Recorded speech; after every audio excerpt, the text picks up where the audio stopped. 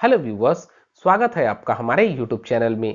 आजकल social media पे एक न्यूज़ बहुत ही चर्चा का विषय बना हुआ है, जिसमें बताया जा रहा है कि कोविड-19 का अगला स्ट्रेन बच्चों को प्रभावित करेगा। तो इस वीडियो में हम जानेंगे कि आखिर इसके पीछे का क्या लॉजिक है, ये बात कहां से आई और मेडिकली इसकी क्या चांसेज है। क्या सच में अगला स्ट्रेन बच्चों को प्रभावित कर सकता है क्या, और अगर ऐसा है तो क्या मेजर्स है जिसको आप फॉलो कर सकते हैं। तो पूरी इंफॉर्मेशन के लिए आपसे रिक्वेस्ट है कि आप इस वीडियो को बहुत ही ध्यान से अंत तक जरूर देखें।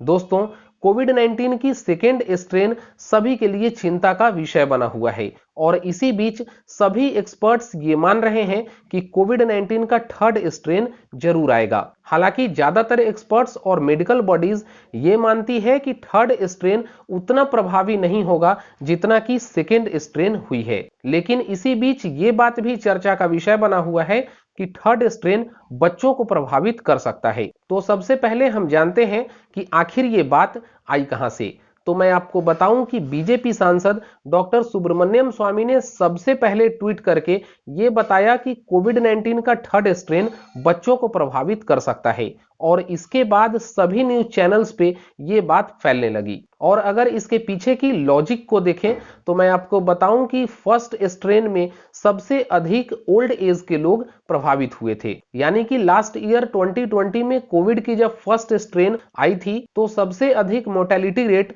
ओल्ड एज में ही देखने को मिली थी। इसके अलावा यूथ और यंगस्टर्स और बच्चों में इसकी तादाद, सफरिंग्स और मोर्टेलिटी रेट भी कम थी। वहीं फर्स्ट स्ट्रेन के कंपेयर में अगर सेकेंड स्ट्रेन की बात की जाए तो इसमें यूथ और यंगस्टर्स में भी इससे काफी बड़े संख्या में लोग सफर हुए हैं और मोर्टेलिटी भी उतनी ही अधिक देखी गई है। और इसी लॉजिक से काफी लोग ये बात बता रहे हैं कि जिस तरीके से फर्स्ट स्ट्रेन में सीनियर सिटीजन प्रभावित हुए, सेकेंड स्ट्रेन में यूथ और यंगस्टर्स प्रभावित हुए, उसी तरीके से थर्ड स्ट्रेन में अब बच्चे प्रभावित होंगे। लेकिन अगर मेडिकल बॉडीज की बात करें जैसे कि WHO या इंडिया में ICMR, इसको लेकर अभी कोई भी ऑफिशियल स्टेटमेंट नहीं दिया है। यहां पे एक चीज ध्यान देने वाली है कि जब इंडिया में कोविड की सेकेंड स्ट्रेन फैल रही थी उस वक्त तक 60 प्लस वाले यानी कि सीनियर सिटीजन्स को एग्रेसिव स्केल पे वैक्सीनेशन की काम चल रही थी और मार्च एंड तक ज्यादातर 60 प्लस वाले लोगों को वैक्सीनेशन लग चुकी थी। और इसी के बाद गवर्नमेंट ने यह डिसाइड किया कि अब 45 प्लस वाले लोगों को भी वैक्सीनेशन के लिए अलाउ की जाए। तो अगर हम सेकेंड स्ट्रेन में बात कर रहे हैं कि ओल्ड एज वाले लोगों को अधिक सफर क्यों नहीं हुआ या मोर्टेलिटी रेट भी पहले की तरह क्यों नहीं दिखी in compare to youngsters and youth, तो इसका रीजन एक ये भी था कि ज्यादातर ओल्ड एज यानी कि सीनियर सिटीजन वाले लोगों को वैक्सीनेशन लग चुकी थी। वहीं यूथ और यंगस्टर्स इस फेज से अभी चल ही रहे थे। तो अब बात करते हैं इस बात की सच्चाई की कि क्या थर्ड स्ट्रेन सच में बच्चों को प्रभावित कर सकती है। तो ये अभी रिसर्च का विषय है, लेकिन ऐसा कहना गलत होगा क्योंकि बच्चों का शरीर डेवलपिंग स्टेज में होता है, उनमें सेल्स का मल्टीप्लिकेशन बहुत ही तेजी से होता रहता है। वहीं छोटे बच्चों का यानी कि 4 साल 5 साल से कम उम्र के बच्चों का शरीर हाइड्रेटेड रहता है। इसके अलावा 4 साल 5 साल से कम उम्र के बच्चों का नोज हमेशा वेट रहता है, गला भी हमेशा हाइड्रेटेड रहता है, और ये सभी हमारे बॉडीज की सेफ्टी मैकेनिज्म होती है जो हमें किसी भी तरह के वायरल इन्फेक्शन या बैक्टीरियल इन्फेक्शन से बचाता है। हालांकि वैसे बच्चे जो अक्सर निमोनिया से सफर करते हैं, वैसे बच्चों को एक्स्ट्रा केयर की जरूरत है। और वैसे भी अभी गवर्नमेंट जल्दी से बच्चों को भी इम्यूनाइजेशन की यानी कि वैक्सीनेशन की प्रक्रिया को स्टार्ट करने वाली है।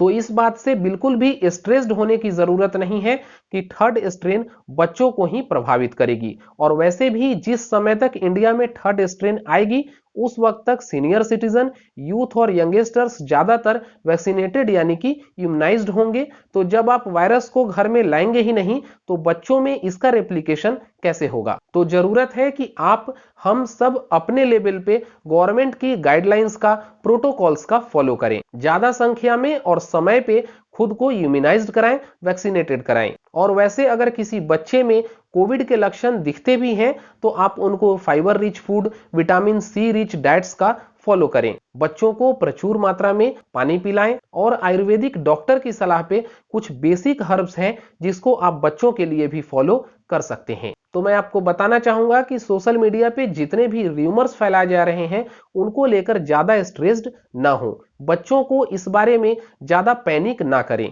इसके अलावा आप अपने डेली रूटीन लाइफ में कुछ बेसिक योगा और एक्सरसाइजेज जरूर शामिल करें। अगर आज की हमारी ये वीडियो आपको अच्छी लगी है तो इस वीडियो को लाइक करें, ज्यादा से ज्यादा लोगों तक शेयर करें ताकि उनको भी इस टॉपिक के ऊपर प्रॉपर और साइंटिफिक इंफॉर्मेशन मिल सके।